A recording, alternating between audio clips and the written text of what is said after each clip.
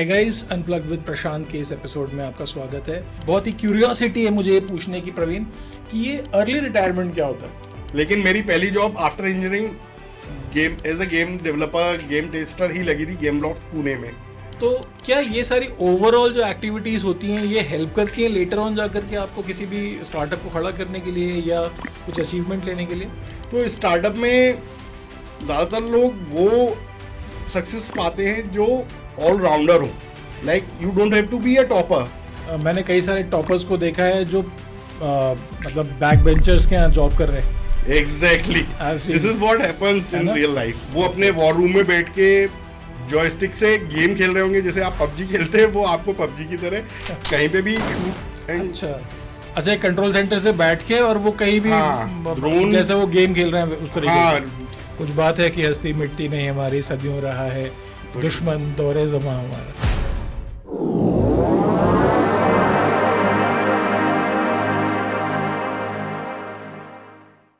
Hi guys, unplugged with प्रशांत के इस episode में आपका स्वागत है। मेरे साथ हैं प्रवीण ठाकुर। प्रवीण ठाकुर एक इंजीनियर हैं, एक एमबीए हैं। इन्होंने इंजीनियरिंग किया है, कंप्यूटर साइंस एंड इलेक्ट्रॉनिक्स में एमबीए किया है इन्होंने, और इसके बाद इन्होंने इनफैक्ट गेमिंग इंडस्ट्री में भी काम किया है। इन्होंने कई सारे स्टार्टअप्स को हेल्प किया है टेक्निकल एनेबलमेंट में, और इसके साथ में एक बहुत ही इंटरेस्टिंग बात है कि 40 की उम्र में इन्होंने रिटायरमेंट ले लिया है, एक रिटायरमेंट, अर्ली रिटायरमेंट। और इस ड्यूरेशन में जब ये अपना रिटायरमेंट एंजॉय कर रहे हैं, इन्होंने एक्सपर्टीज़ हासिल कर ली एआई और एमएल। अब में से कुछ लोग पूछेंगे कि एआई और एमएल क्या होता है, तो मैं आपको बता दूं, आर्टिफिशियल इंटेलिजेंस जिसका दौर है आजकल, और काफ़ी लोग इस पे फेमस भी हो रहे हैं, और एमएल यानी मशीन लर्निंग। तो he is an expert of robotics, automation, AI and machine learning also.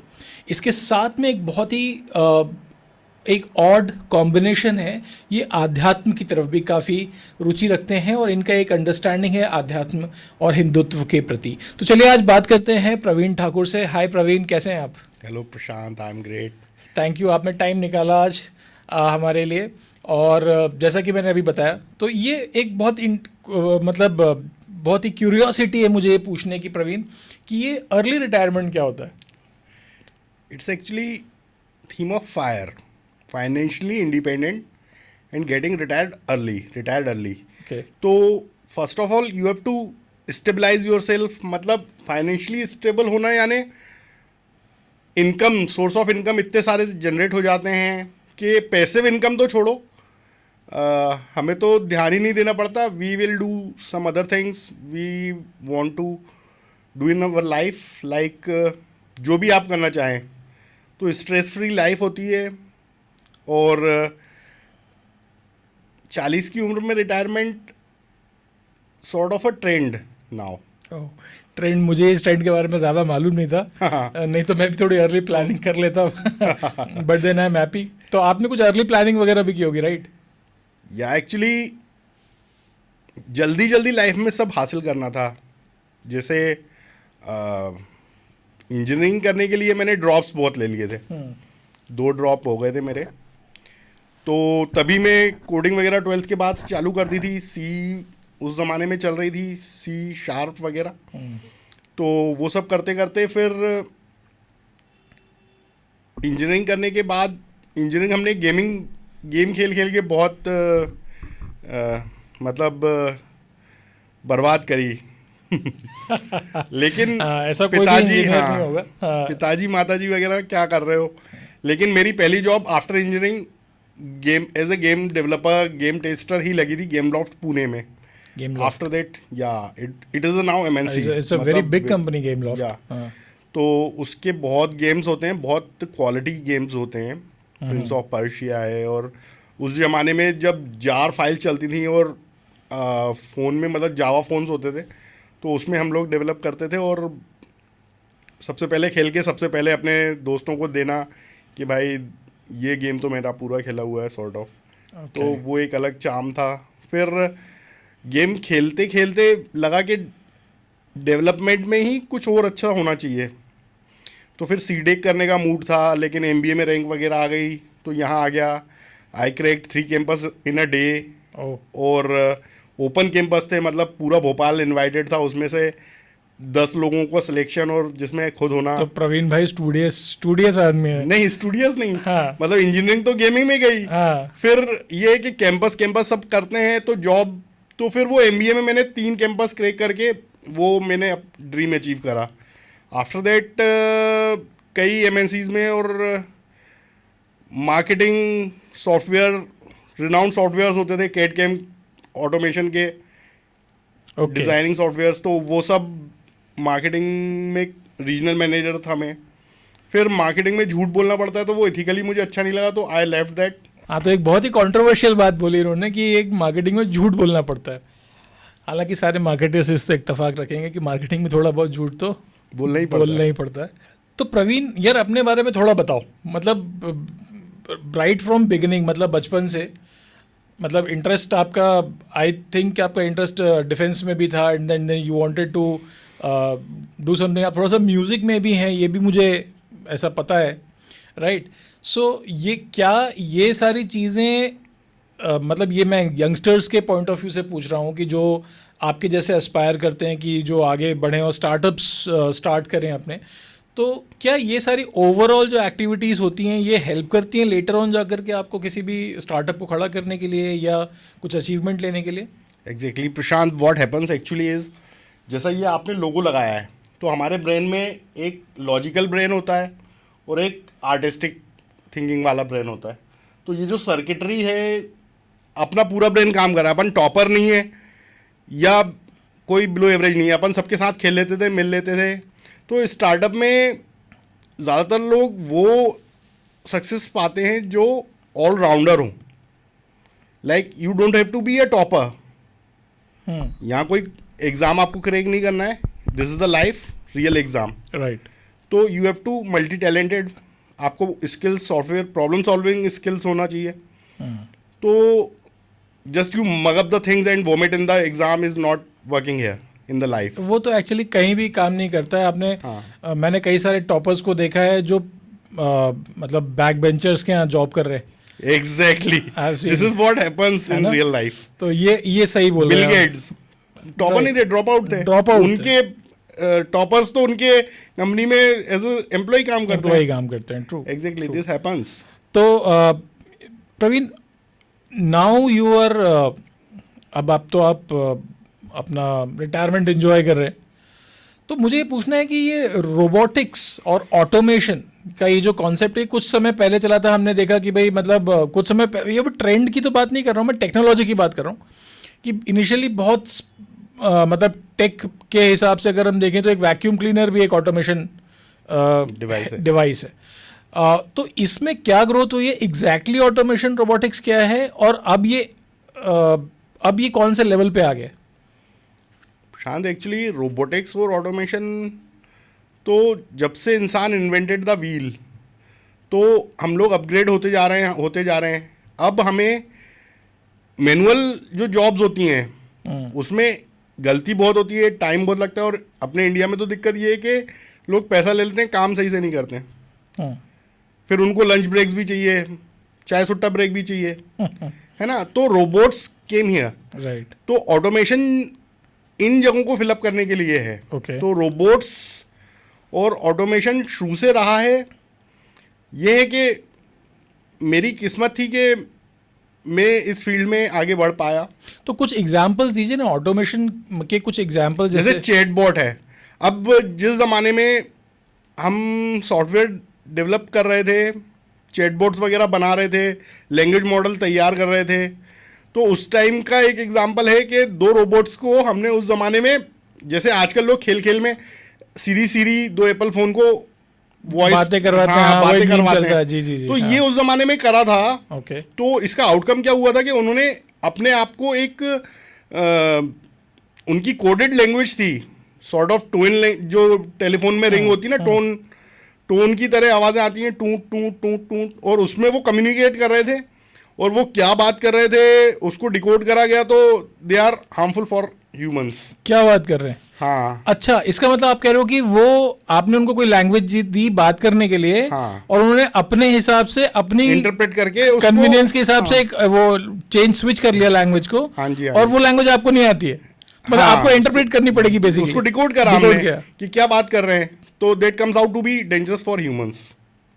ये तो मुझे वो आई रोबोट, मैंने एक मूवी देखी थी काफी पहले। मूवीज में तो देखिए विलेन या हीरो ये दो कैरेक्टर होते हैं तो वो प्रोजेक्ट ही किए जाते हैं, लेकिन होता क्या है, जैसे आपने दुबई की वो सोफिया या सी क्या नाम है, हाँ, एक सोफिया, हाँ। वो बनाई थी ह्यूमनॉइड सॉर्ट ऑफ, तो उसको सिर्फ ब्रेन दिया था और सिलिकॉन का फेस दिया था, ज़्यादा कुछ था नहीं। लेकिन उसको इंटरव्यू में जब पूछा गया कि आपको who were the first people whom you want to eliminate, eliminate और ऐसा कुछ सवाल पूछा था, खत्म करना चाहते हो? हाँ, तो what she replied that humans as per her intellect, उसने जितना नेट पे देखा, as per her point of view humans are the species जिन्होंने बाकी अदर स्पीशीज को, एनिमल्स को, प्लांट्स को और एनवायरनमेंट को, अर्थ को, मदर अर्थ को डिस्ट्रॉय करने में कोई कसर नहीं छोड़ी।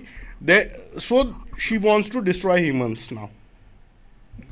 सो अगर इस तरह की थिंकिंग लेके अगर आप एआई और एमएल और रोबोटिक्स और साइबोर्ग ह्यूमनाइड्स पे जा रहे हैं तो मशीनों से लड़ाई होना तो स्वाभाविक हो जाता है। ओहो, तो फिर डेवलप क्यों कर रहे हैं उसको? नहीं करते, या काफ़ी साइंटिस्टों ने सोचा, एक लंबा गैप रहा है, ये चीज़ें काफ़ी समय से चल रही हैं और अमेरिकन डिफेंस में तो चीज़ें बन गई होंगी और पूरी तरह से चल रही होंगी, तब जाके ये अब पब्लिक में आई हैं। हाँ, हम डिफेंस में रोबोटिक डॉग्स देखते हैं, इनफैक्ट Exactly, ड्रोन्स हैं, वो बन चुके हैं वो सब सब। बन चुके अमेरिका हैं। के पास पूरी आर्सनल है अच्छा, आर्टिफिशियल मतलब वेपन्स की, जिसमें ह्यूमन इंटरवेंशन की जरूरत ही नहीं है। नहीं, जस्ट अच्छा। Playing like a game.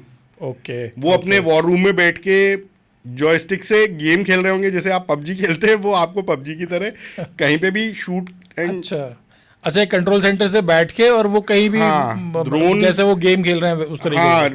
Visuals देखते रहते हैं। उनका सबसे ऊपर एक रडार के साथ जो है, मुझे याद नहीं आ रहा उसका नाम, तो वो एरोप्लेन सब ब्रॉडकास्ट करता रहता है रियल टाइम में। तो आर्मी, एयरफोर्स और नेवी सब बिल्कुल रियल टाइम में कांटेक्ट में रहते हैं और चीज़ें होती हैं। That's great. इनफैक्ट अभी आज ही की मैं एक न्यूज़ देख रहा था, यूनिट्री G1 नाम का एक रोबोट है, ह्यूमनॉइड है, जो चाइना में यूज़ में आया है। उसको मैडम कोई डेट पे ले गई अपने साथ, तो रोबोट्स डेटिंग करने लगे हैं। तो आपका और हमारा क्या होने वाला है? मतलब I mean I am talking about human beings. Okay, तो इतना इमोशनल कोशेंट बढ़ गया है। The point is basically they are mimicking actually. वो सब कोडिंग है, वो सब लाइंस ऑफ कोड है, वो सब सिखाया जाता है। वॉइस मॉडल्स दिए जाते हैं, कहाँ पॉज लेना है, कहाँ पे ब्रेकेट लेना है,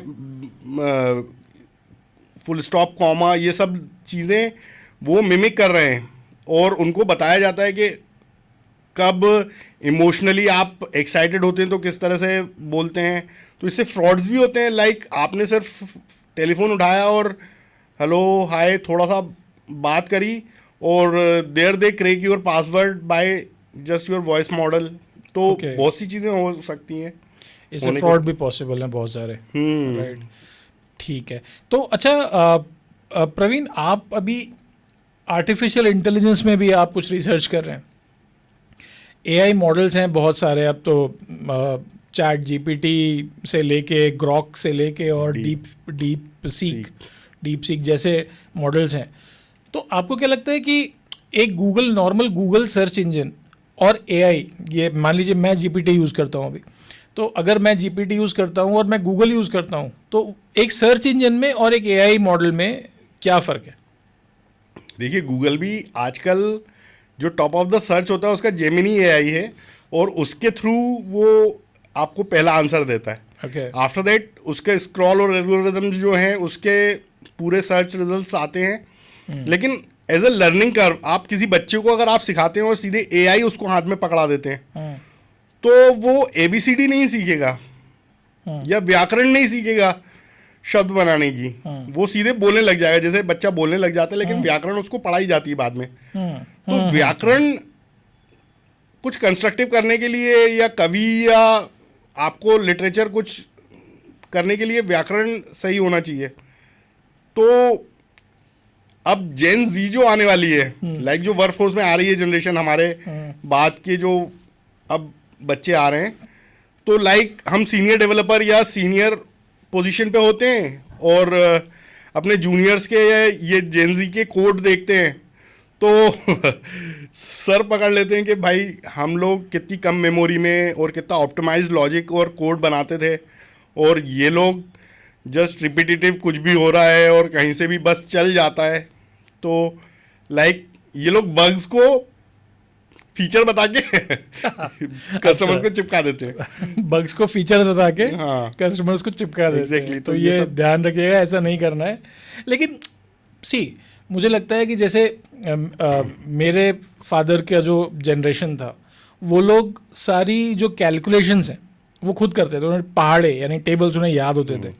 हमारी जब जनरेशन आई तो हम कैलकुलेटर पे आ गए और हमने ये सोचा, मतलब मे बी सही था या गलत था उस पर मैं नहीं जाऊँगा, बट हमने सोचा जब कैलकुलेटर है तो पहाड़े टेबल्स क्यों याद करना। एग्जैक्टली। एंड सिमिलरली अब जो जेनजी जिसकी आप बात कर रहे हैं कि वो कोडिंग बग्स को फीचर बना के चिपका देते हैं, और बेसिकली उनको कोडिंग नहीं आती, they are taking help of AI. तो जब एआई है तो हेल्प ले रहे हैं ना उसकी, तो उसमें प्रॉब्लम क्या है? नहीं, प्रॉब्लम कुछ नहीं है actually. Why to reinvent the wheel? भाई हमारे पेरेंट्स को जो मिला था, जैसे व्हील बन गया था तो उसके बाद साइकिल बनी, साइकिल के बाद बाइसिकल बनी, मोटर बाइक बनी, फिर कार्स बनी, अब ईवी बन रही हैं। हाँ, तो प्रवीण बेसिकली एक डिबेट चल रहा था कि एआई की वजह से कुछ जॉब्स रहेंगे, कुछ जॉब्स जाएंगे, और इसके बाद एक और तीसरा वर्ग खड़ा हुआ जिन्होंने ये कहा कि भाई उन लोगों के तो जॉब्स जा ही नहीं रहे जिनका प्रेडिक्शन था, जा तो दूसरे लोगों के रहे हैं। प्रेडिक्शन ये था कि जो लोग कोडिंग कर रहे हैं, जो लोग टेक्नोलॉजी में हैं, वो काम एआई कर देगा, तो उन लोगों की जॉब्स जाने का खतरा था। बट जा उनकी रही है जो कि आर्टिस्टिक, जो क्रिएटिव फील्ड में, जो इस ब्रेन के हिसाब से वो वाला ब्रेन जो आपने देख रहे हैं, स्टोरी राइटर हो गए, स्क्रिप्ट राइटर हो गए, पोएट्स हो गए, इनफैक्ट पेंटर्स हो गए, इनकी जॉब्स पे खतरा मंडराने लगा। तो अभी रिसेंटली हॉलीवुड में एक बहुत बड़ी हड़ताल हुई थी, बिकॉज जितने भी क्रिएटिव लोग थे उन लोगों ने ये हड़ताल की थी, और काफ़ी लंबी चली थी हड़ताल। मतलब this was the first in the history of human being जहाँ पर टेक्नोलॉजी के खिलाफ एक बहुत बड़ी इंडस्ट्री में, रेवेन्यू जनरेटिंग इंडस्ट्री में टूल डाउन हुआ हो या हड़ताल हुई हो। तो आपका इसमें क्या टेक है कि जो आर्टिफिशियल इंटेलिजेंस है उससे जॉब्स जा रही हैं कि जॉब्स बन रही हैं, और अगर आर्टिफिशियल इंटेलिजेंस ऐसे ही ग्रो करेगा तो फिर उस केस में आगे का सिनेरियो क्या दिखता है आपको? तो प्रशांत ji, as per my view, we Indians resist every change. Change तो हर ह्यूमन की, मतलब रेजिस्टेंट टू चेंज हर ह्यूमन की दिक्कत है। लेकिन हमारे यहाँ क्या होता है, इशू बना दिया जाता है चीज़ों का। कुछ भी नया है उसको वायरल करना है तो इशू बना के प्रमोट किया जाता है। इसको नेगेटिव प्रमोशन या मीडिया में, न्यूज़ में इस तरह से बोला जाता है, थ्रेट प्रोड्यूस कर देंगे। हाँ, ये डरो आप, एआई आ तो गया उसको लोग ज़्यादा जानते हैं। हाँ, तो ऐसा कुछ हो रहा होगा आई थिंक, जो आपने इंसिडेंस बताया।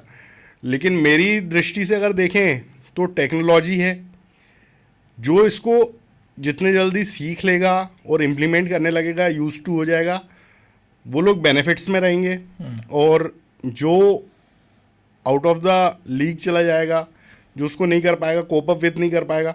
अब भाई आप आर्टिस्ट हो, आप राइटर हो, आप ये एआई चैट जीपीटी वगैरह की हेल्प लेके और कंस्ट्रक्टिव चीज़ें बना सकते हो, और जो कोई सोच नहीं सकता वैसे आर्ट जनरेट कर सकते हो if you are a real artist. लेकिन अब टेक्नोलॉजी आ गई तो उसको यूज़ करके उसके साथ उसके फ्लो में बहना है आपको, ना कि उसको अपोज करने की कोशिश करना है। तो अब जो अपोज कर रहे हैं वो खुद अपने आप साइड हो जाते हैं। और जैसे कोडर्स हैं, हम कोडिंग करते हैं तो हम कोडिंग में हेल्प ले लेते हैं। अब तो एजेंटिक एआई आ गया, जैसे जनरेशन्स होती हैं, ये जो जनरेटिव एआई है तो ये चीज़ें जनरेट करके ही देता है आपको बहुत इजीली। पहले हम फोटोशूट कराते थे तो साहब हमने खुद फोटोग्राफर को पैसे दिए हैं, फिर लोकेशन के पैसे दिए हैं, फिर वो समझ में नहीं आया फिर अलग फोटोग्राफर को दिए हैं, उसके बाद एडिटर होते हैं वो उसको एडिट करके पॉलिश करके चीज़ें देते हैं, उनको पैसे दिए हैं। और उस सब के बदले बिल्कुल नॉमिनल 100 रुपये दे के मैंने एक एआई से, ज़माने पहले मतलब 4 साल पहले की बात बता रहा हूँ मैं आपको, जब एआई शब्द इतना वो नहीं था, तो वो एक छोटी सी ऐप आई थी, उसमें थोड़ा खर्चा करा और इस तरह का फोटोशूट शूट हुआ कि फॉरेन लोग डाल रहे हैं घूमने जाके और हम घर बैठे बैठे फॉरेन के वीडियोस या फोटोज डाल रहे हैं और लोग जल रहे हैं बकायदा, क्योंकि वो उस टाइम पे, आज एआई हो गया है, लोग कोई भी फोटो देख के अरे यार एआई से बनाए होंगे तुमने, लेकिन उस ज़माने में कोई नहीं बोल सकता था। और कुछ चीज़ें होती हैं जैसे फिंगर्स हैं, तो एआई में फिंगर्स या हाथ सही से जनरेट नहीं होता है, तो वो देख के जो यूज़ करता है, जो जानता है, वो बता सकता है कि ये एआई जनरेटेड है या रियल फोटो है। अभी मोदी जी ने भी कोई एक डीप फेक के बारे में डीप फेक के बारे में उन्होंने बात की थी, राइट? तो डीप फेक, तो एक मतलब मुझे थोड़ा सा ब्रीफ में आप बताइए कि डीप फेक क्या है और डीप फेक के फ़ायदे क्या हैं और नुकसान क्या है? नुकसान तो काफ़ी दिख रहे हैं और फ़ायदे भी क्या हैं उसके? फ़ायदे नहीं, मोदी जी ने खुद बोला था कि इसको ज़रा संभाल के यूज़ करें, ये किसी को मतलब किसी की मेंटल पीस और किसी की प्राइवेसी को हर्ट ना करे, ऐसे ही यूज़ करें। तो लेकिन समझ में आ जाता है डॉक्टर वीडियो, पहले भाई आप रियल वीडियो क्या होता है उसमें, फिर डॉक्टर वीडियो क्या होता है, पॉलिटिशियंस ये ज़्यादा यूज़ करते हैं। तो ये होता है कि लास्ट चुनाव में बहुत ज़्यादा यूज़ हुआ था प्रमोशंस के लिए, क्रॉस प्रमोशंस के लिए और वोटिंग्स। तो अब मुझे थोड़ा सा ये बताइए कि आप सनातन मानते हैं, आप हिंदुत्व, थोड़ा सा आप आरएसएस, प्रो आरएसएस भी हैं। टेक्नोलॉजी, तो जैसे मैं इसको आसान भाषा में कहूँ विद नो ऑफेंसेस, कि जैसे इंद्र देव हैं हमारे भगवान, जैसे अग्निदेव हैं, जैसे वायु देव हैं, तो क्या एआई देव भी एक नए देव हो गए हैं? Is AI going to be the god, next god? Not exactly. अभी की टेक्नोलॉजी के हिसाब से तो सीखने की स्टेज है, you can't say God, but quantum computers जिस तरह से क्वांटम कंप्यूटिंग में जो रेस चल रही है और उसमें जो डोमिनेंस लेना चाह रहे हैं लोग, तो माइट भी कुछ लेवल तक हम वहाँ तक जा सकेंगे। लेकिन जो कॉन्शियसनेस होती है, like your different part of your brain, जो कॉन्शियसनेस है, तो वो आपके डिफरेंट बॉडी पार्ट्स के मूवमेंट को और ओवरऑल आपको ह्यूमन बनाती हैं। फिर सोल होती है जिसमें एक अलग, जो कहते हैं ना, क्रिएशन के टाइम पे सोल आती है, सोल है, हाँ। और after that when you died it goes off, आत्मा जी। हाँ। तो वो चीज़ों को तो आई डोंट थिंक कि साइंटिस्ट भी अभी सही से समझ पाए हैं।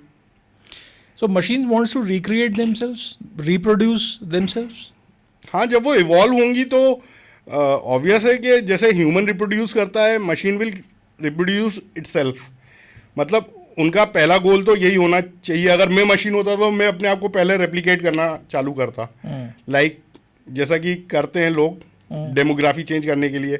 पॉपुलेशन बढ़ा दी भाई किसी पर्टिकुलर एरिया की, अब वोटिंग राइट्स वहाँ पे चले गए, तो machines will also do like something like this, कि एक मशीन अपने से बेहतर मशीन्स को, और सारा स्कीमा और नॉलेज यूट्यूब और सब जगह अवेलेबल है यार। तो फिर तो प्रवीण ऐसा सिचुएशन एक कभी आ सकता है कि बीइंग अ ह्यूमन, अगर मेरा किसी एक पर्टिकुलर सब्जेक्ट पे कोई टेक है, विचार है मेरा, तो मशीन उससे डिफर करेगी। मतलब अगर इतना इस लेवल तक एआई चला जाए तो वो तो बोलेगा कि नहीं आप गलत बोल रहे हैं, एक्चुअली ये होना चाहिए। तो इस केस में तो फिर वो they will be feeling themselves superior. मतलब अगर, क्योंकि इतनी इन्फॉर्मेशन तो मैं अपने ब्रेन में डाउनलोड नहीं कर सकता ना, मैं तो गिवन पैरामीटर्स को देख के और गिवन सिचुएशन को देख के एक आउटकम डिसीजन दे सकता हूँ।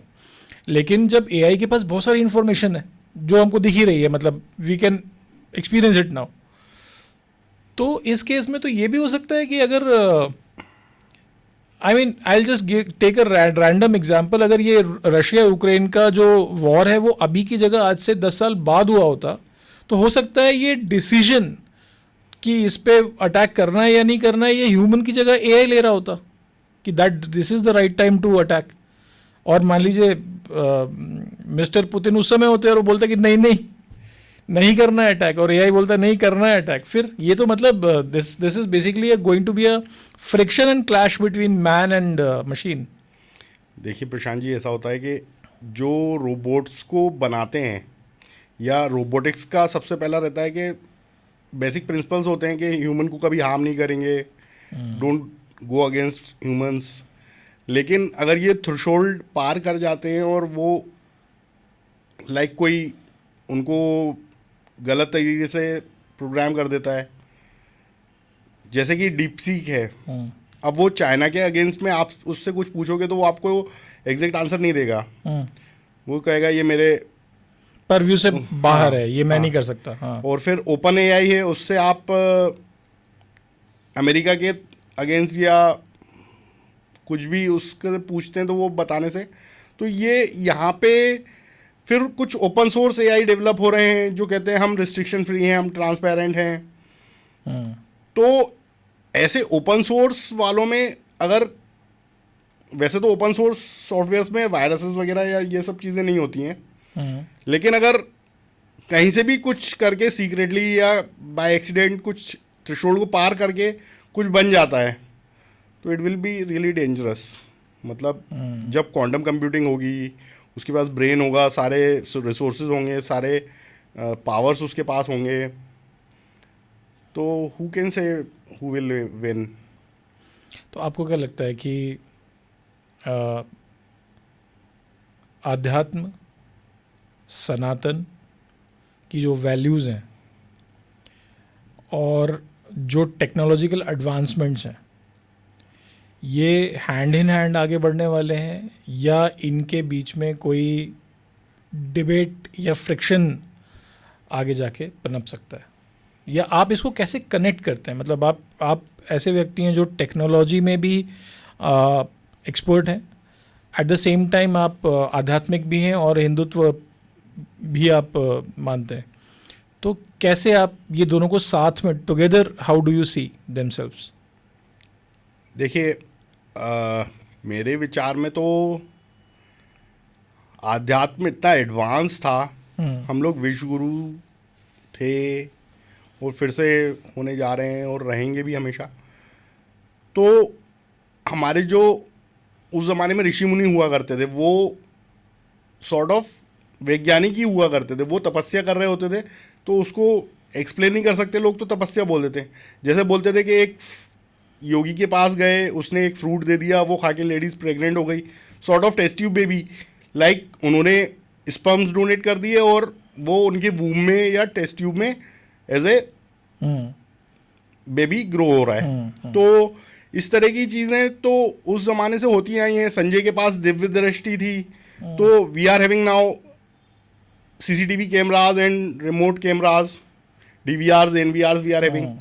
तो भाई रिमोटली आप लोकेशन पे अब वो युद्ध वहाँ पे हो रहा है, वो देख पा रहे हैं। तो इस तरह से चीज़ें चलती रही हैं और इसको कॉन्शियसली अगर अपन देखें तो मतलब मशीन्स ट्राई करेंगी सुपर कॉन्शियसनेस पाने के लिए, बीइंग गॉड, हम सब पे डोमिनेट करने के लिए, लेकिन एज एन स्पिरिचुअल गाय मैं कहूँगा कि स्पिरिचुअलिटी हम लोग लिंक करते हैं। लाइक हमारे जो नक्षत्र हैं, हमारी जो कैलेंडर, हिंदू कैलेंडर होते हैं, वो इतने सन और मून के कैलकुलेशंस पे इतने प्रिसाइज हैं, सारी चीज़ें हो रही हैं। तो हम लोग पहले से एडवांस थे, बीच में हमारी जो बीच में काफ़ी लंबा डिस्टर्बेंस आया जहाँ पे कि हम गुलाम हुए कई बार। हाँ, मतलब और अपनी जो हिस्ट्री थी और अपने जो वैल्यूज सिस्टम था, इन सबको,